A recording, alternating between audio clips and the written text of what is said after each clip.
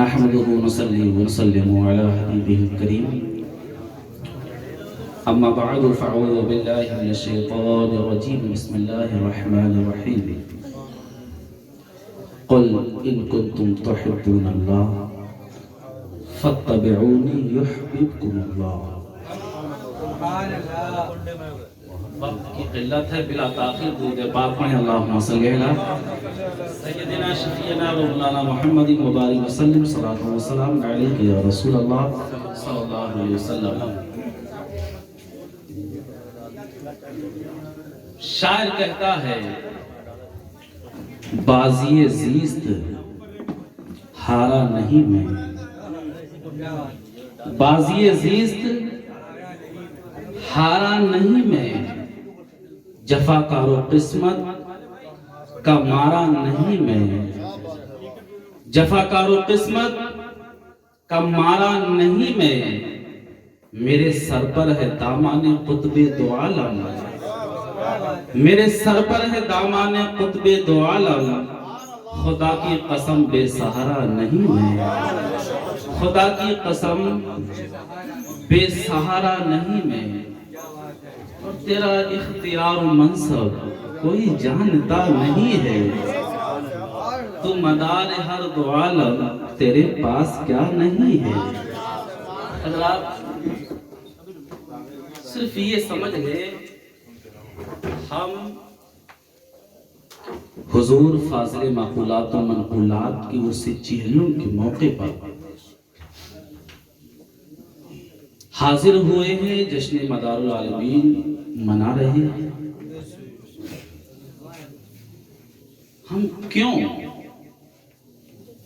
منا رہے ہیں جشن مدار العالمین؟ کیوں انعقاد کیا ہے ہم نے فاضل معقولات و منقولات کانفرنس کو؟ کیوں؟ تو صاحب یہ اس لیے کیونکہ اولیاء کا ذکر کرنا، اولیاء کا اولیاء کا تذکرہ کرنا یہ اللہ رب العزت کا طریقہ ہے، یہ اللہ رب العزت کی سنت ہے، یہ اللہ رب العزت کی سنت ہے. خدا قرآن میں فرماتا ہے قل ان کنتم تحبون اللہ، اے محبوب فرما دو ان لوگوں سے جو یہ دعویٰ پیش کرتے ہیں کہ ہم اللہ سے محبت کرتے ہیں، ہم اللہ سے محبت کرتے ہیں، ان سے کہہ دو فاتبعونی، وہ یہ دعویٰ نہ کرے، وہ یہ دعویٰ پیش نہ کریں میں اللہ سے محبت کرتا ہوں، یہ دعویٰ پیش نہ کریں، بلکہ اے محبوب وہ آپ کی اتباع کر لیں. ابھی وہ دعویٰ کر رہے ہیں کہ ہم اللہ سے محبت کرتے ہیں، پھر انہیں یہ دعویٰ پیش کرنے کی ضرورت نہیں ہے. کیوں؟ جب تمہاری اتباع کرنے لگیں گے اے محبوب، جب آپ کی اتباع میں ان کو منہمک دیکھوں گا، جب آپ کی اتباع میں ان کو مصروف دیکھوں گا، تو ان کو دعویٰ پیش کرنے کی ضرورت نہیں، میں اللہ ہو کر ان سے محبت کرنے لگوں گا.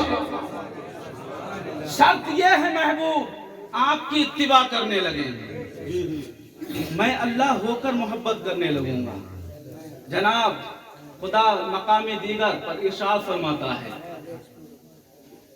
من یطیع الرسول فقد اطاع اللہ، جس نے اطاعت کی رسول کی اس نے اطاعت کی اللہ کی. اب ہمیں یہ دیکھنا کامیاب کون ہوا اس دنیا میں. ہم نے حالات اولیاء کرام کو پڑھا، علماء کرام سے سنا، تو ہمارے تو یہی سمجھ میں آیا کامیاب وہی ہوا، کامران وہی ہوا جو اطاعت مصطفیٰ پر گامزن ہوا. جناب والا آج ہم یہاں پر بیٹھے ہیں فاضل معقولات و منقولات کی محبت میں، یہ حق ہے نا. ہم سوچ رہے ہیں ہم اپنے گھر سے نکلے اپنی مرضی سے، ہم سوچ رہے ہیں ہم اپنے گھر سے نکلے اپنی منشا سے کہ چلو فاضل معقولات و منقولات کی جو محفل منعقد ہوئی اس محفل میں شرکت کریں گے، تو جناب والا آپ فاضل معقولات و منقولات کی محبت میں اپنے گھر سے نکلے ہیں، اس میں مرضی آپ کی نہیں ہے، منشا آپ کی نہیں ہے، آپ کی مرضی نہیں ہے، بلکہ یہ مرضی مولا ہے، کیونکہ خدا کا وعدہ ہے جو نبی کی اتباع کرنے لگتا ہے، نبی کی محبت اپنے سینے میں سما لیتا ہے، رب تبارک و تعالی اس کی محبت لوگوں کو دلوں میں ڈال دیتا ہے، اور ایسے نہیں ڈالتا ہے بلکہ ڈالنے کا طریقہ کیا ہے؟ جناب والا جب اللہ رب العزت کسی بندے سے محبت کرنے لگتا ہے، کسی بندے سے الفت کرنے لگتا ہے، تو جبریل کو حکم ہوتا ہے، اے جبریل تم بھی محبت کرو، اور یہ محبت آپ تک ہی محدود نہیں رہنا چاہیے بلکہ تمام ملائکہ کو حکم دو وہ بھی محبت کریں، اور یہ محبت یہیں تک محدود نہیں رہتی بلکہ حکم ہوتا ہے، اے فرشتوں جاؤ لوگوں کے دلوں میں اس بندے کی محبت ڈالو۔ مومنوں آج ہم اگر فاضل معقولات و منقولات کی محفل میں آئے ہیں ان کا فیضان لوٹنے کے لیے، اس میں مرضی ہماری نہیں ہے، اس میں منشا ہماری نہیں ہے، اس میں مرضی رب تبارک و تعالیٰ کی ہے، کیونکہ رب تبارک و تعالیٰ نے ہمارے دلوں میں فاضل معقولات و منقولات کی محبت ڈال دی، اسی محبت کی بنا پر فیضان فاضل معقولات و منقولات لوٹنے کے لیے ہم ان کی محفل میں جلوہ گر ہو گئے۔ جناب یہ کم فخر کی بات نہیں ہے جس کے حق میں آل رسول کہہ دیں وہ گناہ گار ہو پھر بھی اللہ آل رسول کے توسل سے اس کی مغفرت فرما دیتا ہے۔ ارے ہم نے دیکھا ہے گناہ گار تو بہت دور کی بات، اگر آل رسول ایک غیر مسلم کے لیے دعا کر دیں تو خدا اسے ایمان کی دولت نصیب کرتا ہے۔ بڑے مختصر انداز میں آپ نے سنا ہوگا ایک سید زادی ایک بستی میں پہنچی، کہاں پہنچی؟ ایک بستی میں پہنچی، پہنچنے کے بعد میں ایک مسلمان کے دروازے پر پہنچی، دروازے پر دستک دی، دروازے پر جب دستک دی جاتی ہے دروازہ کھولا جاتا ہے، مسلمان نکلتا ہے، وہ سید زادی جو ہوتی ہے وہ سید زادی کہتی ہیں میں اللہ کے نبی کی آل سے ہوں، میں سید زادی ہوں، میرے بچے 3 دن سے بھوکے ہیں، میرے بچے 3 دن سے پیاسے ہیں، اے بندے تو ان کو کھلا، تو ان کو پلا، میں اس کا بدلہ تجھے میدان محشر میں دلاؤں گی۔ جناب والا وہ نام نہاد مسلمان کہتا ہے اگر تم سید زادی ہو تو کوئی دلیل دکھاؤ، کوئی دلیل دکھاؤ۔ جناب والا سید زادی وہاں سے چلی جاتی ہے، دوسرے دروازے پر پہنچتی ہے تو وہ دروازہ کسی مسلم کا نہ تھا بلکہ غیر مسلم کا تھا، آتش پرست کا تھا۔ دروازے پر دستک دی، دروازہ کھولا گیا، آتش پرست نے دروازہ کھولا، کہا کون؟ کہا میں سید زادی ہوں، میں نبی کی آل سے ہوں، مجھ کو کھانا کھلاؤ، میرے بچے پیاسے ہیں، میرے بچے بھوکے ہیں، میرے بچے بھوکے اور پیاسے ہیں، میں بھی اور بھوکی اور پیاسی ہوں، 3 دن سے اس پریشانی میں مبتلا ہے، کھلاؤ پلاؤ، اس کا تمہیں بدلہ میدان محشر میں دلاؤں گی، یہ میں وعدہ کرتی ہوں۔ جناب والا وہ آتش پرست نبی کا نام سنتا ہے، فوراً ان کو اندر لیتا ہے، کھانا کھلاتا ہے، ادب کے ساتھ ان کے ساتھ حسن سلوک کرتا ہے۔ جناب والا رات میں جب محو استراحت ہوتا ہے تو خواب میں کیا دیکھتا ہے کہ اپنے آپ کو جنت میں پاتا ہے، بولو سبحان اللہ، جنت میں پاتا ہے۔ کیا دیکھا کہ ایک جنتی محل کے دروازے پر اس کا نام لکھا ہوا ہے، ادھر یہ دیکھ رہا ہے، ادھر وہ مسلمان دیکھ رہا ہے، جس نے کہا کیا دلیل ہے تم سید زادی ہو؟ جناب والا جب وہ دیکھتا ہے تو کیا دیکھتا ہے کہ جنت میں ہوں اور جنت کے محل کے دروازے پر ایک محل ایسا ہے جس دروازے پر میرا نام لکھا ہوا ہے.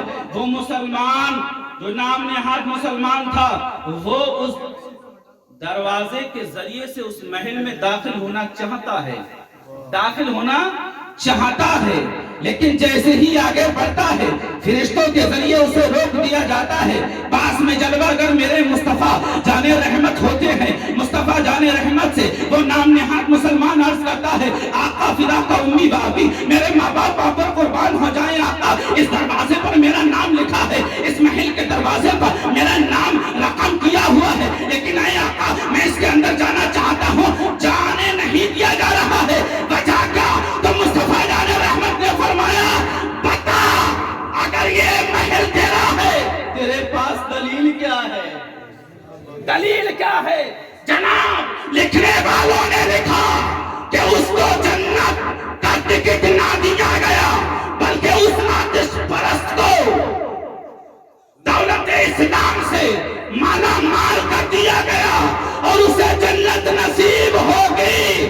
ارے جناب جس کے حق میں اگر دعا کرتے تو آتش پرست ہونے کے باوجود وہ دولت اسلام سے مالا مال ہو کر جنت پا سکتا ہے.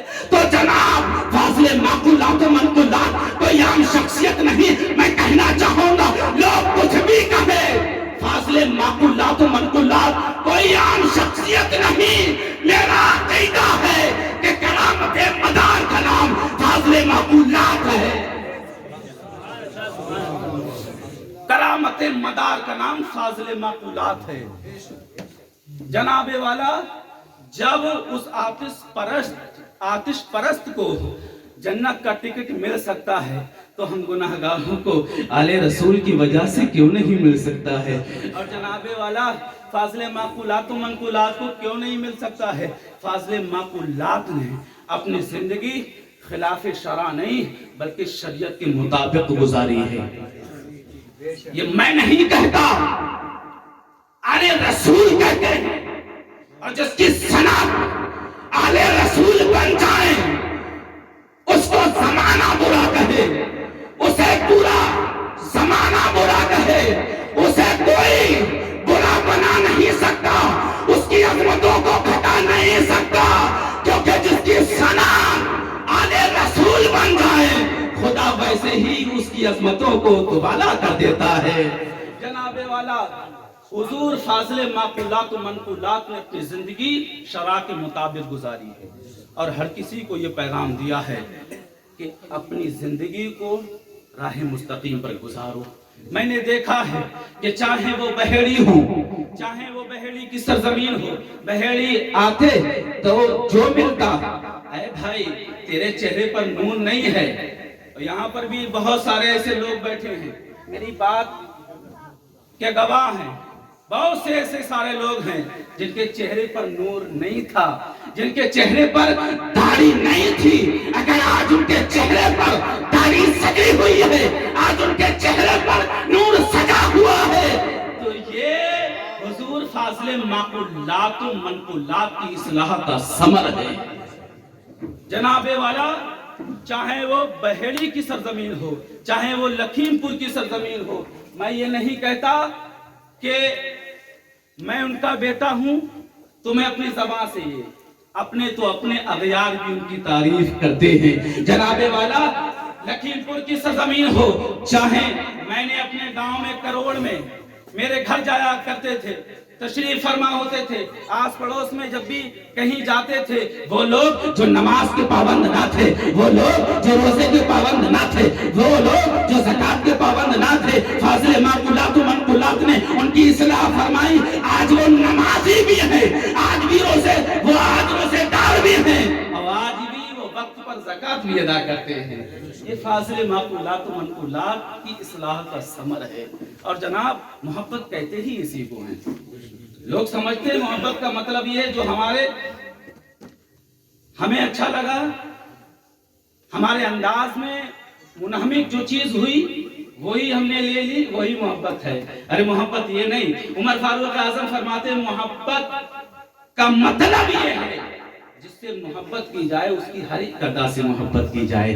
फाजिल माकुलात मनकुलात ने सरकार सैयदना मदारुल आलमीन से मोहब्बत की, और ऐसी मोहब्बत की कि जनाबे वाला मदारुल आलमीन की इरशाद का आलम ये कि जहां जहां जाते वहां परचम का झंडा गाड़ कर आते।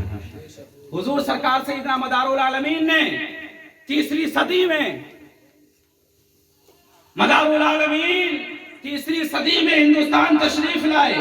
ये दौर कोई आम दौर ना था, ये दौर इमाम बुखारी का दौर था, ये दौर इमाम मुस्लिम का दौर था, ये दौर इमाम तिरमिज़ी का दौर था, ये दौर अबू दाऊद का दौर था, ये दौर नसाई का दौर था। जनाब ये हजरात कैसे दीन की खिदमत को अंजाम दे रहे थे जानते हो? ये हजरात अपने कलम से दीन की खिदमत को अंजाम दे रहे थे। इमाम बुखारी का कलम चल रहा था, इमाम मुस्लिम का कलम चल रहा था, इमाम तिरमिज़ी का कलम चल रहा था, इमाम नसाई का कलम चल रहा था। ये हजरात दीन की खिदमत को कलम के जरिए अंजाम दे रहे थे। कुतुबुल मदार अपने कदम से दीन की खिदमत अंजाम दे रहे थे। मदारुल आलमीन अपने कुदूम के जरिए और ये हजरात अपने कलम के जरिए। इसलिए हम कहते हैं न कलम वालों का कोई जवाब है, न कदम वालों का कोई जवाब है। जनाबे वाला हुजूर सरकार सैयदना मदारुल आलमीन से बेपनाह मोहब्बत, और ऐसी मोहब्बत जहां जाते तब मदार का नारा बुलंद करते।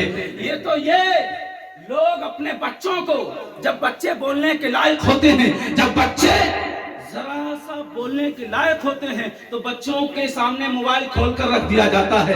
बच्चों को ना जाने कैसी कैसी चीजें दिखाई जाती हैं, ना जाने कैसी कैसी बातें सिखाई जाती हैं। लेकिन जनाब फाजिल माकुलात मनकुलात का अंदाज फिकर था। उनका अंदाज ये था, मोबाइल बच्चों के सामने ना खोलते थे मोबाइल, और ना खोलने देते थे, बल्कि अंदाज ये था कि जब बच्चों को गोद लेते तो बच्चों के सामने कहते दमदार बेड़ा पार, दमदार बेड़ा पार।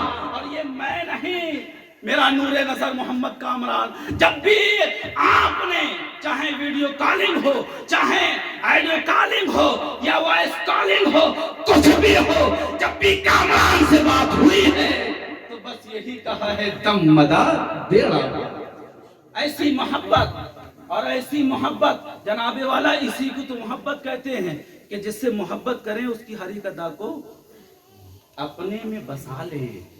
ऐसा नहीं जो हमें अच्छा लगा वो ले लिया, जो नहीं अच्छा लगा उसे तर्क कर दिया। मोहब्बत का मतलब है जिससे मोहब्बत की जाए उसकी हर एक अदा से मोहब्बत की जाए। सरकार सैयदना मदारुल आलमीन रज़ी अल्लाह ताला अन्हु तबलीग फरमाया करते थे, मोहब्बत मदारुल आलमीन मेरे फाज़िले माकुलात मनकुलात में थी। जब ही तो करिया जब भी जाया करते थे तबलीग इरशाद फरमाया करते थे, तबलीग दीन मुस्तफ़ा की इरशाद फरमाया करते थे।